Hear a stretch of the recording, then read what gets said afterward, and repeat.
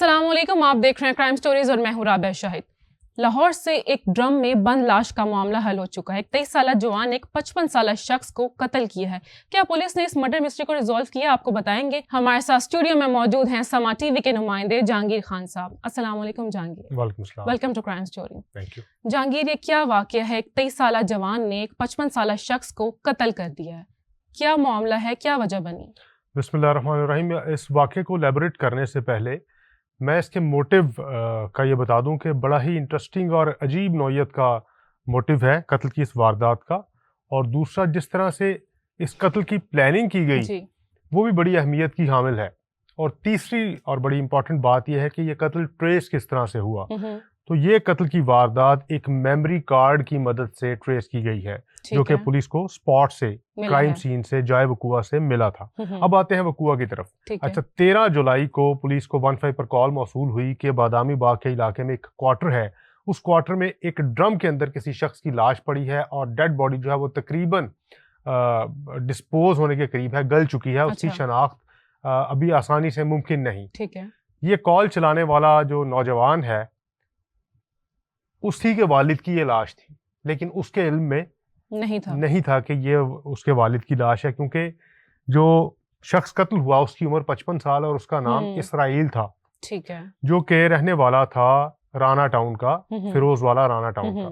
और बादामी बाग के इलाके में इस शख्स ने एक क्वार्टर ले रखा था अपनी फैमिली से अलग, जहां पर ये अपना सामान रखता था। सामान किस चीज का रखता था कि ये शख्स मुख्तलिफ स्कूल कॉलेजेस के आगे चने फरोख्त करता था, और अपना जो चने बनाने का जो मटेरियल है वो सारा अपनी जो रेडी है या स्टॉल है वो इसने बादामी बाग के इस क्वार्टर में रखा हुआ। ठीक है। तो इसके बेटे को भी मालूम था कि इसके वालिद ने यहाँ पर क्वार्टर ले रखा है, लेकिन 3 दिन से वो मिसिंग है, लापता है।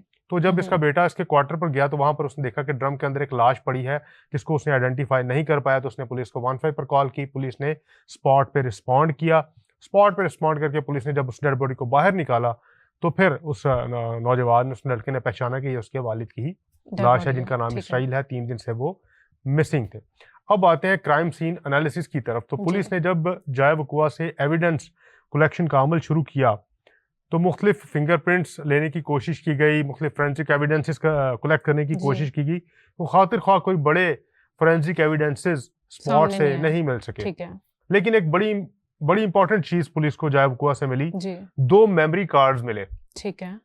उस स्पॉट से 2 मेमोरी कार्ड्स मिले पुलिस को, जिनको पुलिस ने तहवील में लिया, उनको रिट्रीव करने की कोशिश की। लैपटॉप में वो मेमोरी कार्ड्स जब चलाए गए तो बड़ा ही काबिल एतराज़ किस्म का मवाद उन मेमोरी कार्ड्स से पुलिस को मिला। कुछ ऐसी तस्वीर मिली, जो कुछ ऐसी वीडियोस मिली जो कि काबिल एतराज़ थी, नाजेबा वीडियोस मिली, जिनमें से एक लड़के की शनाख्त करने की कोशिश पुलिस ने शुरू की। उस लड़के की उम्र लगभग 23 से 24 साल है, लगभग उसकी इतनी उम्र थी, और उस लड़के की कोई शनाख्त नहीं थी, सिर्फ उसका चेहरा था और शायद बरहना हालत में उसकी वीडियोस और तस्वीर पुलिस को उस मेमोरी कार्ड में से मिली। अच्छा, पुलिस ने उस लड़के की पहचान करवाने के लिए जो मकतूल है उसके बुरसा से पूछा कि ये लड़का कौन है।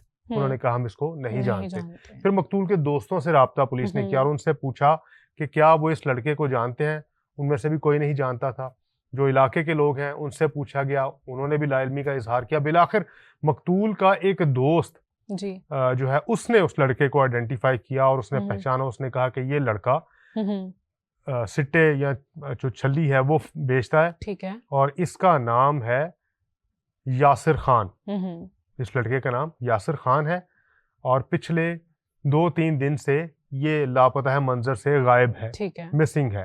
अब पुलिस को यकीन हो गया कि ये लड़का जो मिसिंग है, तकरीबन 10 जुलाई से वो लड़का मिसिंग था और 13 जुलाई को पुलिस को डेड बॉडी मिली थी। इन 3 दिनों के दरमियान पुलिस को ये शक यकीन में बदल गया कि इसराइल को कत्ल किया गया है। यानी 13 को पुलिस को 15 पर कॉल करके बॉडी जो है पुलिस ने वहां से रिकवर की और 10 तारीख से ये लड़का मिसिंग है। तो 10 से 13 के जो 3 दिन हैं, इन तीनों दिनों में इसराइल को कत्ल किया गया। ठीक है। तो पुलिस ने यासिर खान की तलाश के लिए ऑपरेशन शुरू किया। उन इलाकों में जाके पूछगिछ की जहां पर ये सारा सामान तैयार होता और छलियां बेचने के लिए लोग अपने या रेडी बांध जो है अपना सामान लेकर निकलते हैं। तो वहां पर भी लोगों ने कहा कि ये यहाँ पर नहीं है। वहां से पुलिस ने उस लड़के का मोबाइल फोन नंबर जो है ट्रेस करवाया, वो हासिल किया और उस मोबाइल फोन का CDR करवाया गया, यानी उसका कॉल डिटेल का सारा रिकॉर्ड निकलवाया गया, रिकॉर्ड निकाल के जब उसका एनालिसिस किया गया तो बार बार राब्ता एक नंबर पे हो रहा था और जिस नंबर पे राब्ता हो रहा था उस शख्स का नाम था करामत।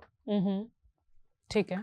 अब करामत जो है, पुलिस ने करामत को गिरफ्तार किया, हिरासत में लिया। वो कौन थे? करामत इस 23 साला नौजवान का दोस्त है। ठीक है। तो करामत ने बताया कि ये लड़का 10 जुलाई से यहाँ से छोड़कर जा चुका है क्योंकि इसने 55 साला इसराइल को कत्ल किया है। ठीक है। और कत्ल करने का मोटिव जो बताया करामत ने वो बड़ा खौफनाक है। उसने मोटिव ये बताया कि ये इन दोनों के आपस में इलिसिट रिलेशंस या गैर फितरी तौर पर ये एक दूसरे के साथ अपना रिश्ता कायम कर चुके थे विद कंसेंट। अभी इस बारे में पुलिस इन्वेस्टिगेट कर रही है। जो मुलजिम है उसका ये कहना है कि विद कंसेंट नहीं था, शायद ब्लैकमेल करके उसके साथ ये सारा गैर फितरी अमल जो है मुलजिम करता था। मुलजिम का ये आगे से इल्जाम है मकतूल पर, कत्ल होने वाले पर। और कुछ वीडियोस या तस्वीर उसने बनाई हुई थी, तस्वीर दिखा दिखा के उसको ब्लैकमेल करता था और बार बार ये अमल रिपीट करने के लिए उसको फोर्स करता था, मजबूर करता था। और जो क्वार्टर उसने बादामी बाग में ले रखा है वो क्वार्टर भी इसी पर्पस के लिए ले रखा है कि मेरे अलावा भी वहां पर बहुत से लड़कों को, कम उम्र जो लड़के हैं उनको लेकर जाता है और वहां पर उनके साथ ये सारा गैर फितरी अमल जो है, यासर के अलावा भी यासर का ये कहना है कि निशाना बनाया दूसरों को जाता था। भी विक्टिमाइज किया जा रहा है इस मामले में। अब चूंकि यासर की गिरफ्तारी एक चैलेंज बन गई पुलिस के लिए क्योंकि पंजाब में या लाहौर में तो यासर पुलिस को नहीं मिला, तो पुलिस ने फिर उसके मोबाइल फोन्स की लोकेशन जो है वो हासिल की और मुख्तलिफ अजला में वो अपनी लोकेशन चेंज करता रहा। बिलाखिर पुलिस ने वहां पर रेड किया और यासिर को गिरफ्तार किया। यासिर को जब गिरफ्तार किया गया तो यासिर ने फिर कन्फेस किया पुलिस कस्टडी में तफ्तीश के दौरान कि उसी ने 55 साला इसराइल का कत्ल किया है। इसराइल के और इसके 4-5 साल से दोस्ती थी, इसराइल इसको अपने पास बुलाता था, इनके साथ एक रिलेशन उसने डेवलप किया जो कि काबिल एतराज़ रिलेशन है और गैर फितरी अमल है। और फिर वीडियोस बनाकर या तस्वीर बनाकर और वीडियोस और तस्वीर की मदद से यासिर खान को ब्लैकमेल किया जाता रहा, जिसकी वजह से फिर उसने अल्टीमेटली एक वेब सीरीज देख रखी थी, मनी हाइस्ट। ठीक है। उसने उस वेब सीरीज से आइडिया पिक किया कि किस तरह से अब अपनी जान छुड़वाए। उसने पूरा प्रॉपर उस वेब सीरीज में कत्ल की वारदात शायद ऐसी परफॉर्म करके दिखाई गई होगी जिसको इसने अडॉप्ट किया और सोचा कि इसने अब अपने साथ चाकू लेकर जाना और जब भी इसराइल इसको बुलाया तो ये चाकू अपने साथ छुपा कर ले जाएगा।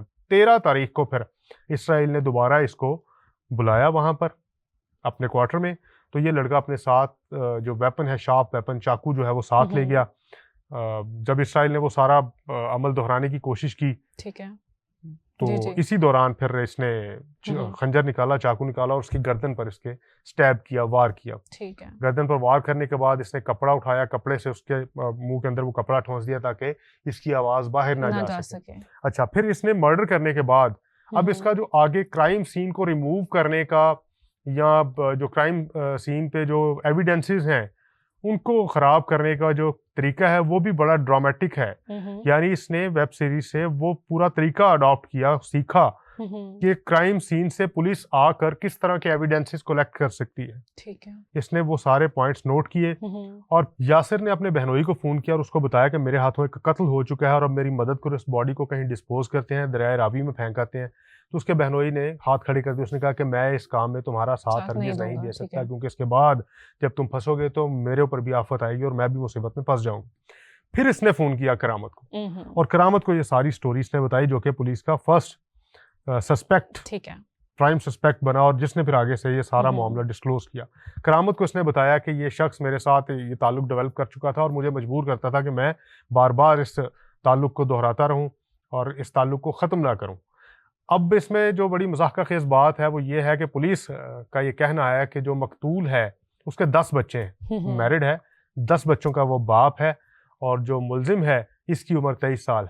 तो करामत चूंकि ये सारी बात जान चुका था और करामत ने भी फिर हाथ खड़े कर दिए, उसने कहा कि मैं तुम्हारी मदद नहीं कर सकता, मैं इसमें शरीक जुर्म नहीं बनना चाहता क्योंकि ये खून तुम्हारे हाथों पे, तुम्हारे हाथों पे रहे, मैं अपने हाथों पे लूंगा, बाद में मुझे भी पुलिस तंग करेगी। अच्छा जहांगीर, अभी आप बता रहे थे उस एसडी कार्ड के बारे में, उसमें जितनी भी वो वीडियोस थी, नाजेबा वीडियोस, आपने बताया कि 4 साल से उनका ताल्लुक था, दोस्ती थी, तो मुझे सुनने में ऐसा लग रहा है कि कंसेंट के साथ ही हो रहा था जबकि 4 साल से था ये। देखिए ये तो तफ्तीश मुकम्मल होने के बाद की बातें हैं। अभी तो इनिशियली जो केस ट्रेस किया गया उसमें जो मुलजिम का स्टेटमेंट है, जो लोग विटनेस हैं उनका जो स्टेटमेंट है वो है, जो पुलिस कह रही है वो सारे फैक्ट्स मैं आपसे वो शेयर कर रहा हूँ।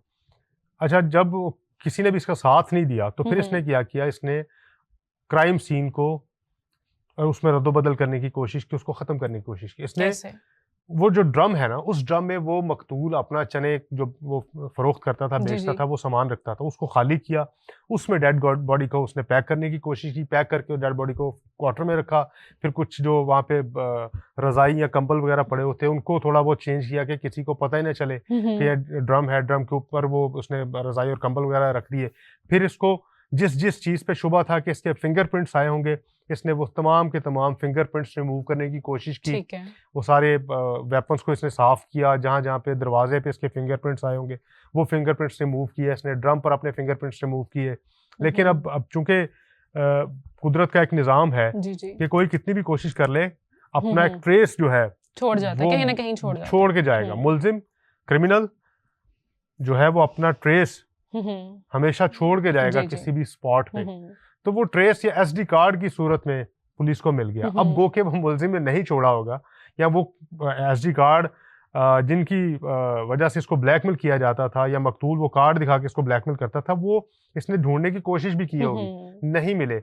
अब इस सारी सिचुएशन में शायद पैनिक इस कदर हुआ कि वो कार्ड वो वहीं पर भूल गया, और वो कार्ड पुलिस को मिल गया, जिसकी मदद से पुलिस ने सबसे पहला जो आइडेंटिफाई किया शख्स, जो नौजवान आइडेंटिफाई किया, वो यासिर था। ठीक है। तो इस तरह से ये केस ट्रेस कर लिया गया। फिर यासिर ने कन्फेस भी कर लिया पुलिस कस्टडी में। अब वेपन जो है वो भी पुलिस ने रिकवर कर लिया, और मजीद अभी इसकी तफ्तीश जारी अच्छा, है। ये काफ़ी हैरत की बात है कि वो मूवीज़ और वो शोज़ जो लोग एंटरटेनमेंट के लिए बनाते हैं, लेकिन दूसरे लोग उससे इंस्पायर होते हैं एक नेगेटिव वे में। ये बहुत ही मुझे हैरत अंगेज़ बात लगी है कि उन्होंने प्रॉपर प्लान किया, वो शो देखने के बाद मनी हाइस्ट, और उसके बाद उन्होंने प्रॉपर प्लानिंग की कि वो किस तरह से एक मर्डर कर सकते हैं। So this is very alarming. बिल्कुल ऐसा ही है। अब देखें कि कंटेंट बड़ा मायने रखता है आज बिल्कुल, के दौर में। कंटेंट बिल्कुल। इस कदर मायने रखता है कि बच्चे, एडल्ट्स, यंगस्टर्स जो देख रहे हैं, वो उसमें से मेजॉरिटी ऐसी है जो कि नेगेटिव पॉइंट्स पिक अडॉप्ट करेगी, करने की अडॉप्ट कोशिश करेगी। करते हैं। हाँ जी। उनका जहन जो है वो हमेशा मनफी जो पहलू है उसकी तरफ अट्रैक्ट होगा, उसकी तरफ जाएगा। जी। तो हमने पहले ये डिसाइड करना है कि हमें कंटेंट कौन कैसा सा है, देखना है? किस तरह का देखना Genre चाहिए, decide जो कि करना है। हमारी मेंटल हेल्थ पे भी असरअंदाज ना हो, बिल्कुल। और बच्चों की साइकोलॉजी पे भी असरअंदाज ना हो। और बहुत अच्छी बात है कि पुलिस ने इस केस को है जो बहुत जल्दी रिजॉल्व भी कर लिया है। बहुत शुक्रिया जहांगीर, आपने स्टोरी हमारे साथ शेयर की, और आप सबसे मुलाकात होती है नेक्स्ट स्टोरी में। तब तक के लिए अल्लाह हाफिज।